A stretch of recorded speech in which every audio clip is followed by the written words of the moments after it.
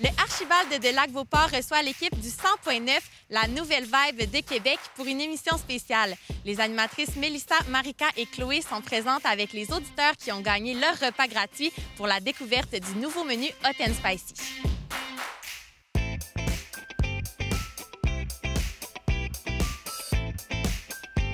C'est un nouveau menu qu'ils ont fait spécialement pour l'hiver, pour se réchauffer les papilles un peu. Puis en plus de ça, bien, ils ont invité des auditeurs du 100.9 à venir le déguster. C'est un menu qui est disponible jusqu'au 7 mars. C'est le fun parce qu'il y a comme l'échelle d'épicé. Fait que là, il y a un peu, beaucoup, passionnément, pour ceux qui aiment vraiment se brûler les papilles avec, entre autres, les ailes de poulet, ça a l'air, sont vraiment piquantes. Puis il y en a du plus léger aussi pour ceux comme moi qui ont la papille plus frileuse un peu. Puis là, c'est le fun. On a une vingtaine d'auditeurs qui viennent nous voir ici, qui ont gagné leur place pour venir déguster le menu. Fait qu'on amène des gens en plus de partout à Québec, au Lac-Beauport, qui vont venir triper avec la gang du 100.9, la nouvelle vibe de Québec. Dis-moi, c'est quoi la vibe de Québec? Bien, ça a changé, en fait, en août. On a commencé avec une programmation 100% musicale. Les animatrices, on est arrivées en septembre. Mais pour ce qui est de la musique, on va rejoindre vraiment un public familial. Autant, justement, maman va être contente parce qu'on a du Ed Sheeran, Shawn Mendes. Papa va être content parce qu'on a du Nirvana. On va jusqu'aux années 90. Les enfants vont demander en boucle Dance Monkey. Fait qu'on va chercher vraiment une clientèle familiale assez représentative, justement, des auditeurs qu'on va avoir ce soir avec nous. Puis ouais, on a plein de concours, là. On envoie des gens voir les Backstreet Boys, voir The Black Keys, toutes les shows au Centre Vidéotron, mais aussi Papillon en fête. On est très actifs, justement, dans des événements. À quelle émission on peut t'entendre au 100.9? Au 100.9, je fais la raid du retour avec Marika Sokoloc. Et puis aussi, la fin de semaine, je suis là pour le trip et le beat. Donc, c'est des émissions qui sont souvent en direct d'événements aussi. Ça, j'aime ça parce que ça permet de rencontrer les auditeurs. Moi, j'anime aussi avec CCAP. C'est ce qu'on aime, c'est être sur le terrain. Avec la vibe, c'est un peu la même vibe, si on veut. On aime ça être sur le terrain, aller rencontrer les auditeurs, mettre des visages sur ceux à qui on parle tous les jours et vice-versa. Eux, ils peuvent mettre des visages sur les voix qu'ils entendent tous les jours, là. À quoi on peut s'attendre quand on t'écoute à la raid du retour et le week-end? Bien, de la bonne musique. C'est vraiment une playlist unique à Québec, justement, années 90 en montant, que des hits. Tu sais, moi, la fin de semaine, d'habitude, c'est des shows qui ont beaucoup de demandes spéciales. Il n'y a pas beaucoup de monde qui me texte ou qui m'appelle parce que la musique est déjà bonne. Fait que les gens n'ont même pas tendance à faire des demandes spéciales, puis une tonne de concours aussi. On garde les auditeurs, justement. Évidemment, on invite les gens à se brancher au 100.9, mais où est-ce qu'on peut vous suivre autrement si on n'est pas branché déjà à la radio? On est très actifs, hein, parce que les animatrices au 100.9, je suis la doyenne à 28 ans. Fait que on est Instagram, Facebook, on partage beaucoup de contenu pour voir les dessous de la radio. Je pense que c'est ça un peu la radio en 2020. C'est aussi de montrer les personnalités des animatrices. Vous pouvez nous écouter aussi au www.lavibe.fm en direct pour ceux qui pensent qu'on écoute seulement la radio dans l'auto, là. Non, en 2020, vous pouvez aussi nous écouter sur Internet, là.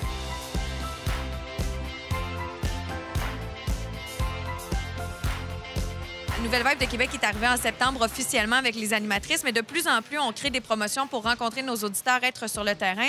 Moi, c'est sûr qu'en Animal Matin, on se déplace pas beaucoup, mais on propose justement aux gens qui nous écoutent de gagner différents prix. On a amené nos auditeurs à Disney sur glace pour la relâche. On leur propose aussi de faire des activités de airsoft. Je te dis, il y a des concours vraiment pour tous les goûts au 100.9, puis on s'adresse surtout à une clientèle qui aime la musique, les hits des années 90 à aujourd'hui, des hits qui ont été établis, des numéros 1 simplement. Dis-moi, c'est quoi la vibe de Québec? La nouvelle vibe de Québec, comme je le disais un peu plus tôt, c'est une station de radio qui propose une variété musicale vraiment intéressante. Fait que peu importe le style ou presque, on va le jouer sur le 100.9 si ça a été numéro 1 au moins une fois depuis les années 90. La nouvelle vibe de Québec, c'est une radio qui s'adresse à un public un peu plus jeune qu'auparavant quand on était pop 100.9, mais aussi qui s'intéresse à discuter, interagir avec les adultes, les jeunes familles, les parents. Je te dirais qu'on va chercher vraiment un large inventaire de personnes. Quand on reçoit nos textos, on se rend compte qu'il y a autant des jeunes du secondaire, je pense entre autres à une Lindsay qui nous écoute tous les matins avant d'aller à l'école, mais aussi des messages de Jean Actil qui vient justement de Stoneham et Tewksbury. vous recevez également en entrevue plusieurs personnes. Oui, c'est important pour nous de donner une vitrine aussi aux chanteurs, aux chanteuses d'ici qui ont envie de lancer leur carrière ou encore qui sont bien établis dans le milieu. On a rencontré, entre autres, dans les derniers mois, RSVP, aussi Mec12 qui est venu à quelques reprises dans nos studios. Prochainement, on aura William Hennessy qui va venir nous parler de sa musique. Rick Pagano est passé dans la ride du retour. Donc oui, on a des entrevues qui sont réalisées. On a parlé avec Phil Bond, d'autres humoristes de la relève, puis aussi des personnalités d'Occupation Double et même des humoristes comme Alexandre Lapointe qu'on a pu connaître dans les dernières années sur Internet. Et toi, Mélissa, à quelle heure et dans quelles émissions on peut te retrouver à la Vibe? Moi, j'anime du lundi au vendredi entre 5h45 et 9h pour l'émission 100.9 le matin. Fait que c'est une émission qui est 100% musicale pour commencer votre journée. Je sais que je répète beaucoup le mot musique, là, mais c'est vraiment le cœur de notre station. La vedette, c'est la musique qu'on vous propose. Puis aussi, j'anime l'émission Le Spin entre midi et 13h. Il n'y a aucune interruption, c'est que des hits. On présente 3 gros montages, donc une trentaine de chansons en quelques minutes à peine.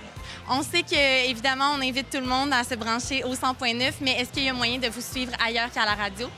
On peut nous suivre sur nos réseaux sociaux, 100.9 La Vibe sur Instagram, 100.9 sur Facebook. Je vous invite aussi à suivre les différentes animatrices, donc Marika Sokoloc aussi sur ses réseaux à elle, Chloé Patry Robitaille, Bérénice Tardy et moi-même. Ça va nous faire un plaisir, comme je l'ai dit, de parler avec vous, d'échanger puis d'en apprendre un peu plus sur les auditeurs qui nous écoutent. Puis aussi, je vous inviterai, là, parce que comme on est à l'Archibald du Lac-Beauport, à venir faire un tour ici. C'est sur votre territoire, c'est une ambiance tout aussi conviviale que le 100.9 tente d'avoir. Et pour encore quelques jours, il va y avoir le menu Hot and Spicy à déguster. Puis je pense que vous ne serez pas déçus.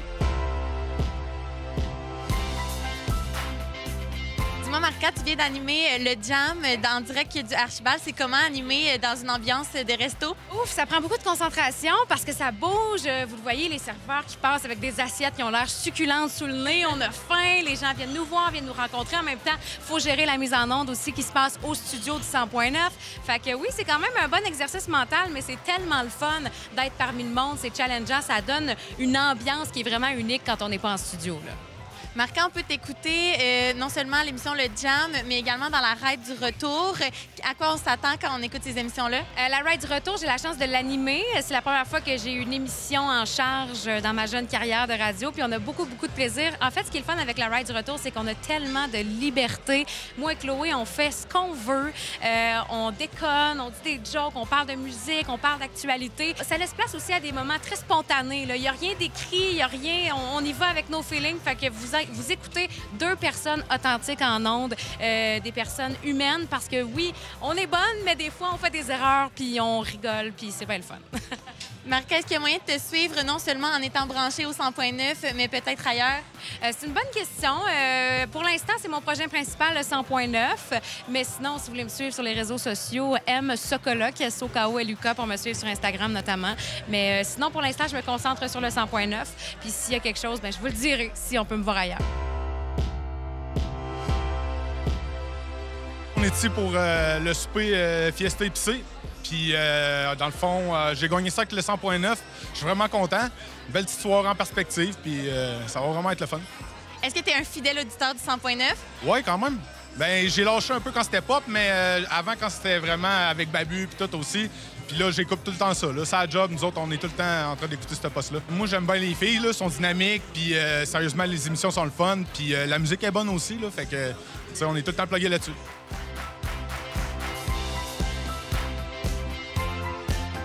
On vous invite à venir essayer le nouveau menu Hot and Spicy au Archibald de Lac-Beauport. On vous invite également à vous brancher au 100.9, la nouvelle vibe de Québec, pour écouter vos animatrices Mélissa, Chloé, Marika et Bérénice.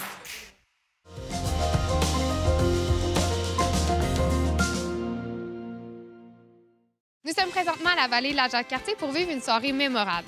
Au programme, randonnée au flambeau le long de la rivière Jacques-Cartier, feu de camp, s'mores pour se sucrer le bec et plein d'autres activités en plein air. Allons rencontrer les participants qui sont tout aussi fébriles que moi de vivre cette activité.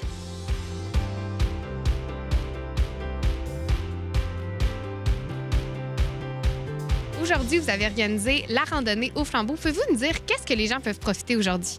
Oui, Randonnée au flambeau, c'est la deuxième édition cette année. Il y a un sentier au flambeau, 1,5 km allée, Puis rendu au bout, là, il y a des feux, des guimauves avec des naturalistes là, sur place. Sinon, là, on est dans le secteur où il y a le sentier glacé, patinoire illuminée. Il y a une glissade juste derrière aussi, feu de camp. On a des s'mores, du chocolat chaud, des guimauves. C'est la fête. Oui. Puis s'il y a d'autres événements, justement, que le parc organise, comment les gens peuvent trouver vos événements? Oui, sur le site Internet de la CEPAC, là, tous les parcs sont là, qu'on peut aller voir le parc de la Jacques-Cartier puis aller sélectionner pour voir les événements. Sinon, sur notre page Facebook, sur Instagram, on est très présent aussi pour essayer de partager là, tous les événements qui se passent ici. Aujourd'hui, vous affichez complet. Combien de personnes étaient intéressées? Beaucoup étaient intéressés. On a ouvert là, un 500 places. Ça s'est rempli. Puis là, les gens continuent à essayer de trouver des billets puis à essayer de vouloir venir. Là, mais on a comblé avec un 500 places là, aujourd'hui. Puis pour les prochaines éditions, est-ce que vous comptez en faire d'autres? Ou... Oui, on va en faire un peu plus l'année prochaine, probablement, là, pour justement essayer de rendre ça encore plus accessible là, à tous ceux qui aimeraient profiter de ces événements-là.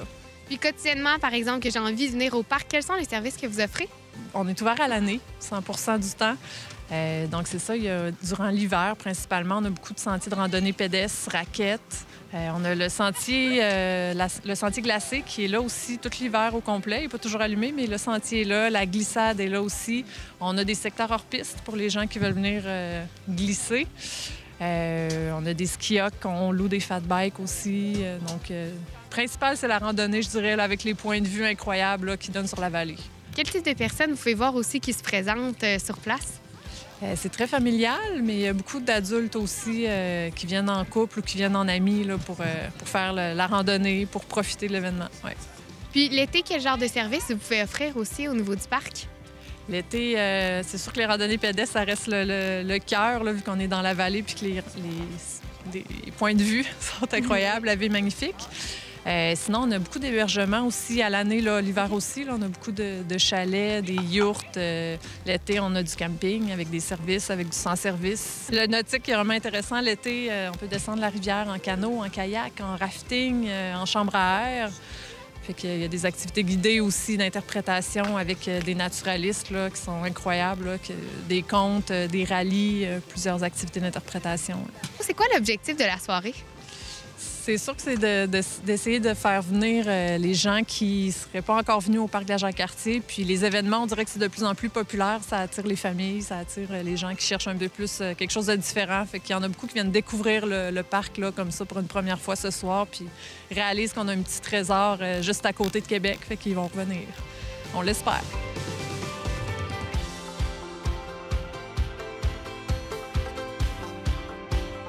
Nicole, vous êtes coordonnatrice au parc et aujourd'hui, vous êtes responsable du chocolat chaud et des s'mores. Pouvez-vous nous dire comment ça fonctionne? Bien, en fait, le chocolat chaud, il est vraiment meilleur quand on le boit après une belle journée en plein air. Donc, le chocolat chaud est gratuit pour tous les participants à la soirée.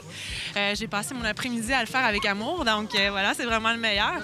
Puis, c'est gratuit. Donc, après la glissade, les gens viennent puis sont vraiment que ça réchauffe l'intérieur. Puis ensuite, on a des s'mores aussi qu'on vend tout simplement 2 s'mores pour $1 là, pour se sucrer le bec sur le bord du feu. Puis qu'est-ce que vous voyez dans les yeux des clients dans un événement comme ça? Bien, en fait, je pense que tout le monde est de bonne humeur ce soir. Puis oui, il y a des étoiles dans les yeux. On le voit, les gens ils viennent s'amuser en plein air, en famille, entre amis. Fait que je pense que ça se voit, là, les gens sont vraiment de bonne humeur et reconnaissants. Ouais. Qu'est-ce que vous en pensez si on s'en faisait pas un, nous, un santé de chocolat chaud?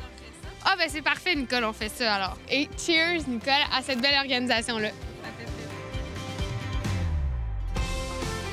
Pouvez-vous me dire qu'est-ce qui vous a attiré à venir à l'événement aujourd'hui? Bien, c'est vraiment la journée parfaite pour ça. Là. On voulait faire du patin, là, puis c'est une belle chance de pouvoir profiter d'une belle scène comme ici. Êtes-vous des habitués à la vallée de la Jacques-Cartier? Non, on est venu une fois en été. C'est la première fois en hiver. Puis, quelle est votre activité préférée de la soirée? Ça va vraiment être le patinage. Là. On n'a pas pu le faire encore parce qu'on profite du chocolat chaud, mais tantôt, on a bien hâte d'y aller. Puis j'imagine les s'mores aussi, en tout cas, je l'espère. Ah oui, ça, c'est sûr. Pouvez-vous nous dire qu'est-ce qui vous a attiré à venir à cette soirée-là? Bien, c'est le fun parce qu'on voulait passer du moment avec nos amis, avec la famille. On voulait aussi venir patiner et surtout s'amuser. Donc, c'est pour ça qu'on est venu. Puis pouvez-vous nous dire qu'est-ce que ça représente de passer du temps comme ça, en famille, à l'extérieur, avec des amis aussi? Bien, pour pouvoir passer une belle soirée en plein air, profiter des belles lumières, du chocolat chaud et respirer le bon air. Très bonne ambiance aussi. C'est ça.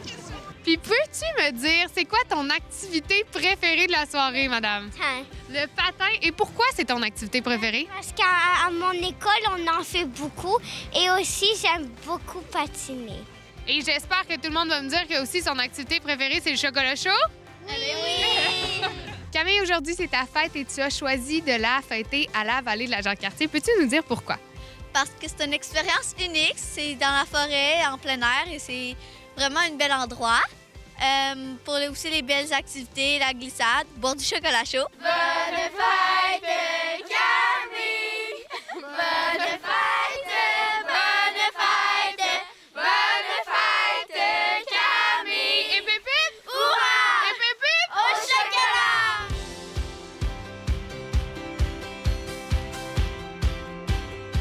Linda, aujourd'hui, on vous rencontre dans les beaux sentiers le long de la rivière Jacques-Cartier. Pouvez-vous nous dire qu'est-ce qui vous a intéressé dans cet événement? C'est à la tombée du jour de voir les flambeaux allumés. C'est tellement merveilleux. Puis en plus, on a une douce et magnifique soirée. Puis êtes-vous une amatrice de plein air ou c'est vraiment juste l'événement qui vous a attiré?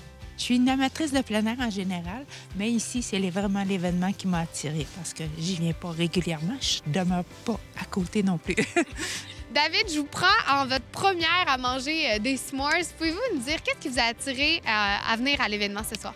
Ma blonde, elle a trouvé l'événement sur Facebook, donc elle a proposé de venir ici et profiter des activités d'hiver. Puis vous m'avez dit aussi que vous, en fait, vous venez du Brésil et vous êtes venu justement pour l'hiver, pour profiter des plaisirs de l'hiver. Trouvez-vous justement que l'événement fait honneur à ça? Oui, on peut profiter de la condition du climat, d'être dans la forêt aussi, dans les bois, voir une activité vraiment québécoise, vraiment de personnes locales. Donc, ça m'amuse beaucoup. Oui. Puis votre activité préférée aujourd'hui? Aujourd'hui, on a fait les glissades et la randonnée, mais je pense que je vais profiter plus des smoothies. Je suis vraiment d'accord que les s'mores, ça va être votre préféré. Bien, profitez-en bien, David, parce que moi aussi, je pense que j'allais m'en chercher un. Ah, merci beaucoup.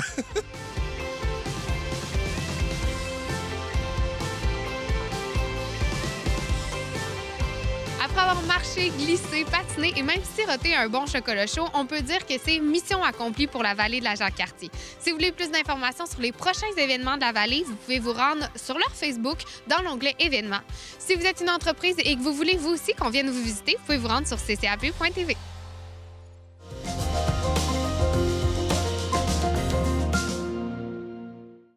Ce matin, je m'intéresse au projet Ça marche doc, créé par l'initiatrice Joanne Elsener.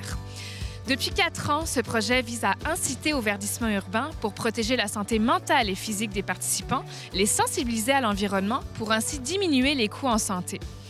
Je suis ici au Lac-Beauport et je m'en vais rencontrer les 2 chargées de projet, Isabelle Vaillancourt et Sandra Blouin.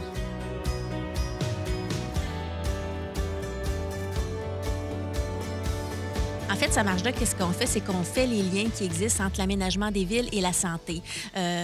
Parce qu'on sait que les gens sont de plus en plus sédentaires, il y a beaucoup de pollution atmosphérique dans certains endroits. On explique aux gens qu'il existe des liens entre différentes problématiques en santé, différents problèmes de santé et l'aménagement des villes. Je sais que vous organisez entre autres des marches là, tous les samedis matins dans la ville de Québec et aussi dans la région de Chaudière-Appalaches. Absolument. Cette initiative-là est venue de ma coordonnatrice qui s'appelle Joanne Elsener, qui voulait sensibiliser les gens à cet aménagement-là et aussi aux problèmes de santé, qui a contacté les établissements de santé en 2016. Et là, ils se sont mis à réfléchir comment on pourrait sensibiliser la population à ces liens-là qui existent. Et l'idée des marches est arrivée dans le décor, si vous voulez. Donc, depuis 2016, ce sont des marches qui sont organisées à chaque semaine dans différents quartiers de Québec et Chaudière-Appalaches. Et la particularité de ces marches-là, c'est qu'il y a un médecin. À chaque semaine, il y a un médecin qui vient nous expliquer justement ces liens-là. Et au fil du temps, il y a eu toutes sortes de projets qui se sont greffés à Ça marche doc, toujours pour faire la même sensibilisation. Là. Et il y a eu des émissions télé à partir de 2017 sur les ondes de ma TV où on expliquait des liens, on prenait une problématique en santé et on expliquait les liens avec l'aménagement des villes. Qu'est-ce que c'est concrètement du verdissement?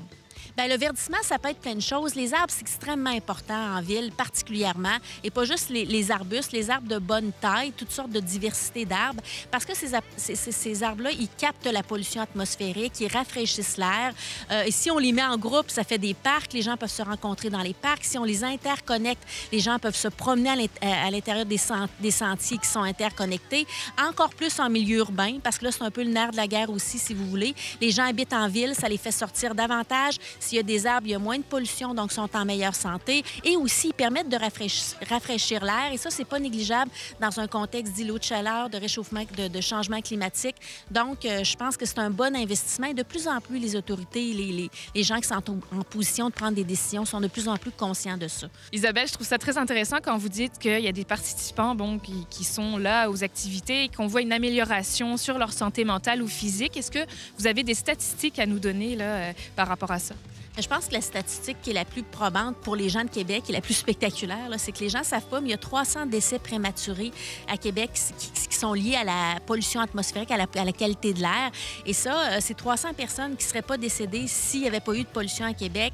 Évidemment, tout ce qui est lié aux îlots de chaleur, les canicules l'été, les gens consultent beaucoup plus maintenant. Ça a des gros coûts en soins de santé. La pollution atmosphérique au Canada, on parle de 38 milliards de dollars qui sont liés à la pollution atmosphérique simplement au Canada.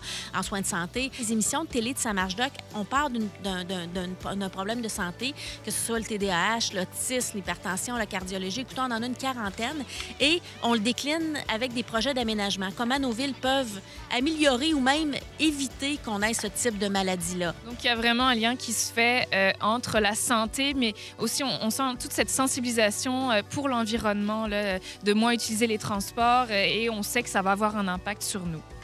Oui, ça, c'est un cheval de bataille qui me tient à cœur aussi, parce qu'il y a le côté qui est plus difficilement raccrochable à Samarche-Doc, mais qui l'est, en fait, c'est la mobilité durable. C'est-à-dire que, essentiellement, la pollution atmosphérique dans les villes, elle est causée par le transport routier, particulièrement l'automobile. Québec, c'est particulier aussi parce que les gens utilisent beaucoup l'auto solo. Donc, Samarche-Doc s'est associé cette année à un nouveau projet qui s'appelle Ma vie sans mon auto, à MaTV, avec accès à transport viable.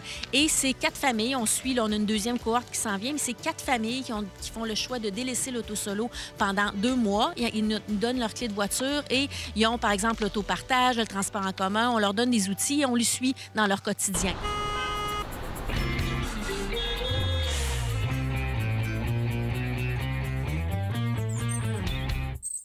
Comment se déroulent les marches? Les marches, ça se déroule très bien parce qu'on va chercher de plus en plus de personnes qui entendent parler du projet, tout ça.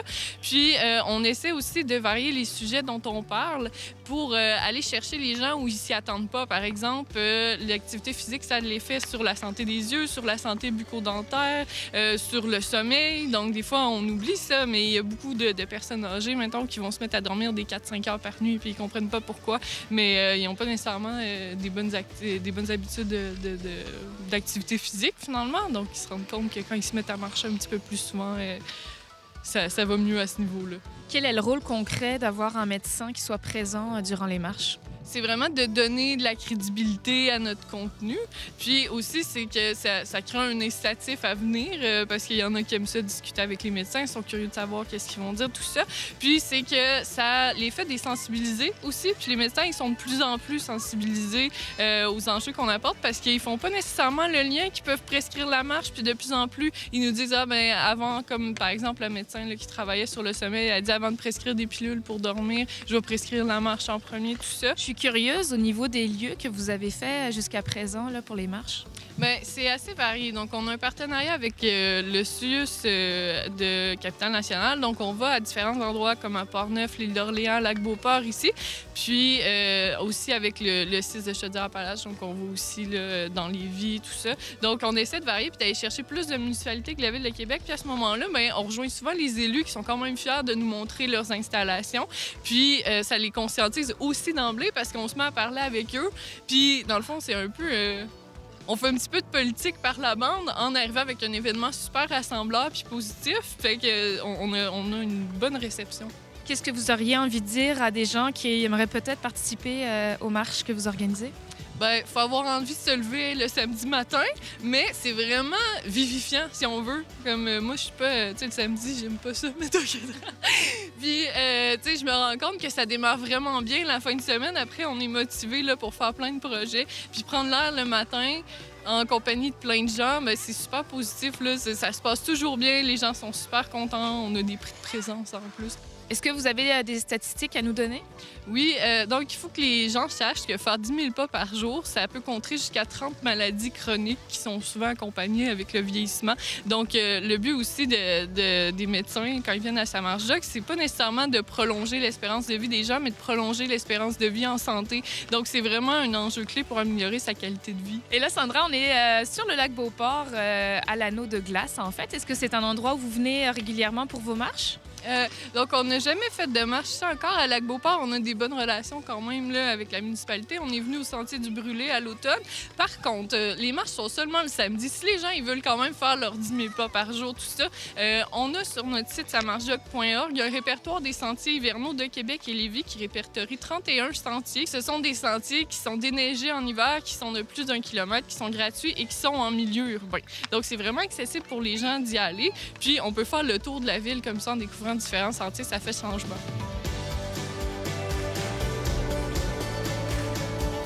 Tous les samedis matins, il est donc possible de se joindre aux différents parcours organisés par l'équipe de Samarge-Doc. C'est aussi une belle façon de découvrir les lieux inusités de la ville de Québec et la région de Chaudière-Appalaches. Pour avoir plus d'informations, rendez-vous à samargedoc.org.